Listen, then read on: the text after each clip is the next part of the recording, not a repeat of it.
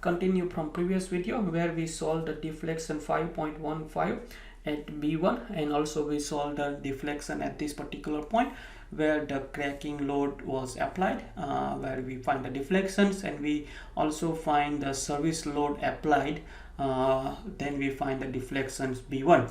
Now the question is, when the beam is cracked, the concrete will not going to carry any tension, so in that case the bending stiffness will reduce. So this is the line that we like to find it. So we need to find the moment of inertia by removing the area below the neutral axis, the concrete below the neutral axis, and we're going to use the transform section method, and we're going to find the deflection at B2.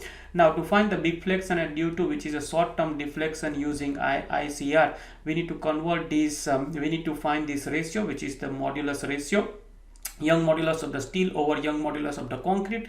The Young modulus of the steel is 200,000 over 26,700 equal to 7.5. I think in the previous video we found that Young modulus of the concrete was 26,700, that we get it from table 3.1.2, and the Young modulus of the steel is 200,000. Now I draw these pictures here. That is exactly the same given in the examples. Now we don't know this depth of the neutral axis, that we're going to find it. So we have a depth of neutral axis. Below the neutral axis, they are under tensions. The concrete below the neutral axis is zero. They are not taking any tension, so we remove that concrete part. So we have a concrete above the axis. Now this reinforcement, so these equations, that bending equations that you see that we use in the last videos and all previous videos, that bending equations only applied when then the section made of the single materials, meaning that we like to convert. We can't apply these equations when you have concrete and steel together. So we like to convert this steel area, equivalent steel area, into the concrete area. So we have these two reinforcement here that we're going to convert it now. Let's say this bar here, that is the concrete bar, we are converting into this. So we have n-1 ASC.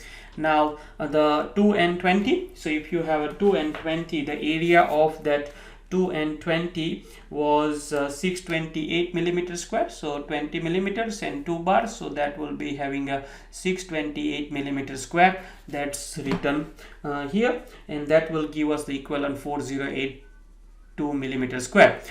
Similarly, we have this tension bar that I convert into the concrete by multiplying n times AST, 7.5 times the tensile area. I think in the previous video, if I can find it, that in the previous video we found 1808 millimeters square, that is the tensile Rio from the same Rio tables. Once you have these notations prepared, so this is the dn. Now I need to find the distance from the neutral axis to the centroid. So neutral axis to the centroid for this bar is, let's say, dn. Take away 50 because the 50 is given in the questions. That 50 is given in the question. So this distance is dn minus 50. This distance here, that is the capital D, small d. Please note there is a mistake here. This small d is measured up to this line. So this small d, take away this dn, will give me this centroidal distance from this distance to the neutral axis, and from this point to the neutral axis will be just dn half. Okay, now taking the first moment of area, so we will take all the positive above the neutral axis equal to below the neutral axis. So this is above the neutral axis equal to below the neutral axis. It's like if you are taking the moment in the one side and then other side is negative, or you can say positive negative, and you equal to 0. So 350 times dn, what is that? That is the area. This 350 times dn, that will give me the area of this part. So 350 times dn times by the distance from the centroid to the neutral axis. So if I have a centroid here for this concrete block, then you have dn by 2, so that is dn by 2. So area times the centroid distance to the neutral axis, plus area of this blue bar is 4082 millimeters square, times the distance from the center to the neutral axis is dn minus 50, is basically dn minus 50, equal to 13560. this 13560, that's the area, times the distance is d, that whole d, take away this dn, will give me this d minus dn, that is the distance from the center to the neutral axis. So if I expand that, 350 divided by 2 is give me 175 dn square plus 4082 dn minus 4082 times 50 will give me this, equal to 1356, and this d value is taken from here, 645, that's in the questions here, that 645 is using that one minus dn. Now once you have these calculators, I can use these informations, that I think 175 dn square plus 4082 dn minus 204100, this number multiplied by this number is give me these numbers, take away these numbers multiplied by dn, simplify that, will give me this copied here, bring this one across, minus this become plus, equal to 0. Collect the like terms, 175 dn and this dn and this dn both plus will give me this negative value, this negative value will give this one, equal to 0. So it's basically a equal to 175, b equal to this number, c equal to this number. This is a quadratic equations.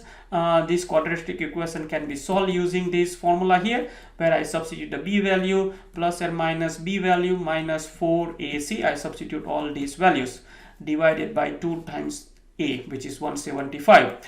Simplify further, this negative plus or minus, this whole big numbers are multiply and minus, they give me these big numbers.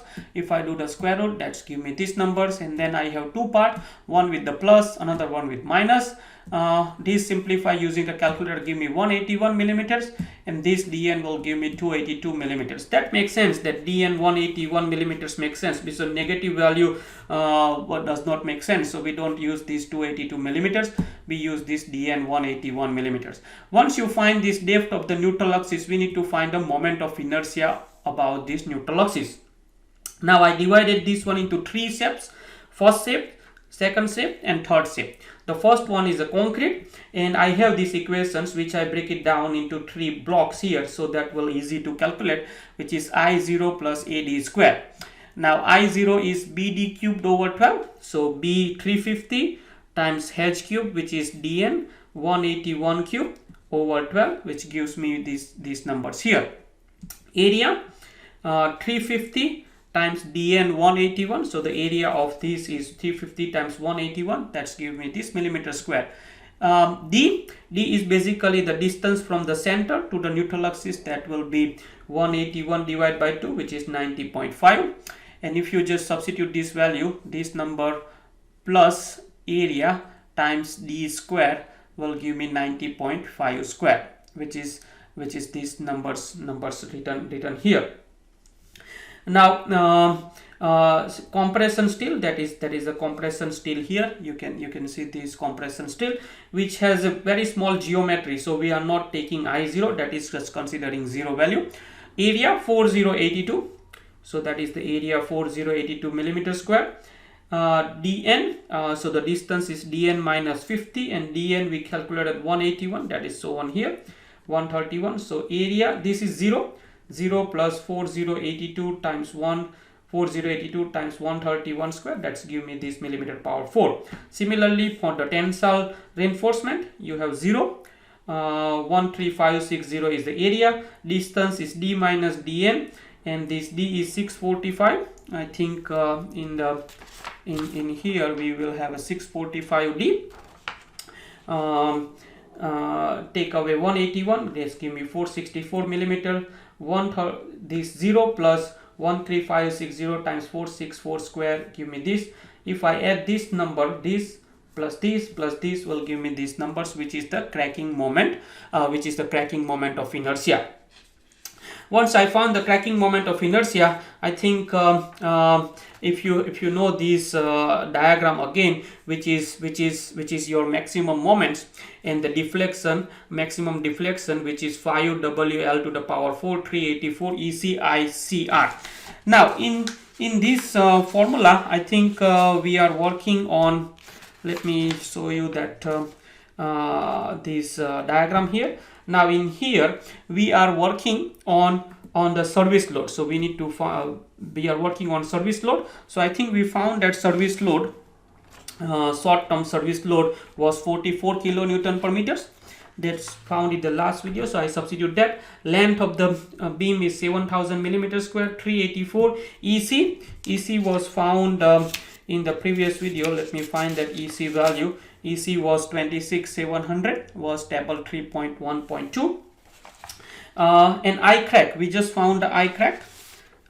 We just found this I crack value 3681 times 10 to the power 6, that I substitute, so it give me 14 millimeters. So it's basically this B2 is a 14 millimeter that we just found it. Okay, so now last one we're going to find these values here. Okay, that is the real value. Okay, this is basically theoretical value, it's not happening in the real world. Okay, because is we assume that concrete below the neutral axis is taking, it's assumed that concrete below the neutral axis taking the zero stress. That is not in the reality. The concrete will contribute some of the tension force. So in that case we like to calculate this B3 in the next video.